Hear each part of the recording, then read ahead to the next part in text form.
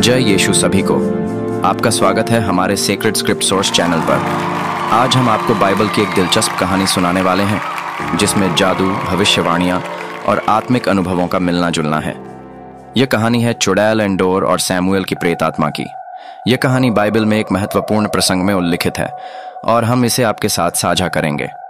इस कहानी का स्रोत बाइबल की पुरानी टेस्टामेंट के पुस्तक 1 समूएल 28 3 से 25 है, जो सैमुएल की मौत के बाद की घटना को वर्णन करती है और साथ साथ चुड़ैल, एंडोर के साथ राजा सॉल के भविष्यवाणिक अनुभवों को भी वर्णन करती है।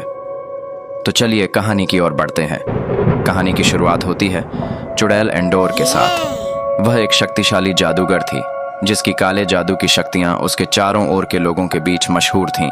वह भविष्य को पढ़ सकती थी और जादू की विशेष शक्तियों के साथ प्रेत आत्माओं को भी बुला सकती थी। एक दिन इस्राएल के राजा सॉल ने एक बड़ा निर्णय लिया। वह युद्ध की तैयारी कर रहे थे, लेकिन उन्हें नहीं पता था कि उनका भविष्य उन्हें क्या दिन दिखाने वाला है। और फिर इसलिए उन्होंने चुड़ैल एंडोर को बुलाया, क्योंकि वह जानना चाहते थे कि उनका युद्ध में उनका कैसे हाल होगा। चुड़ैल एंडोर तैयार थी उनकी मदद करने के लिए, लेकिन चुड़ैल एंडोर ने एक बात पर ध्यान दिलाया। वह एक विचित्र पुरानी पुस्तक में पढ़ी थी जिसमें एक किस्से के बारे में लिखा था।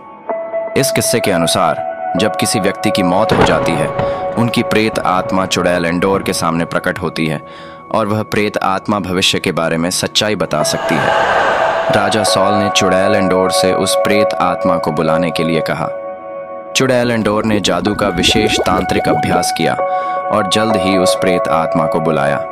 सैमुएल की प्रेत आत्मा वहां प्रकट हुई और यह दृश्य अत्यंत भयंकर था। सैमुएल ने सॉल को बताया कि उसका समय समाप्त हो गया है और उसका भविष्य बुरा होगा।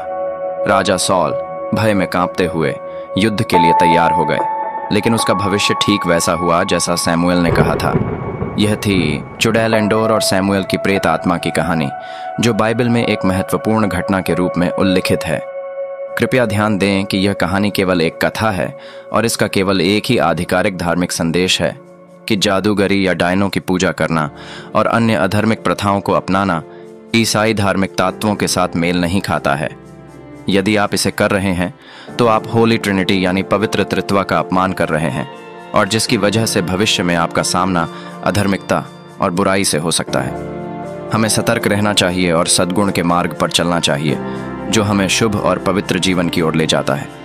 हमें आशा है कि आपको यह कहानी पसंद आई होगी और आपने इससे कुछ नया सीखा होगा। अगर आपको यह कहानी पसंद आई है तो कृपया हमारे चैनल को सब्सक्राइब करना न भूलें और हमारे साथ जुड़े रहें।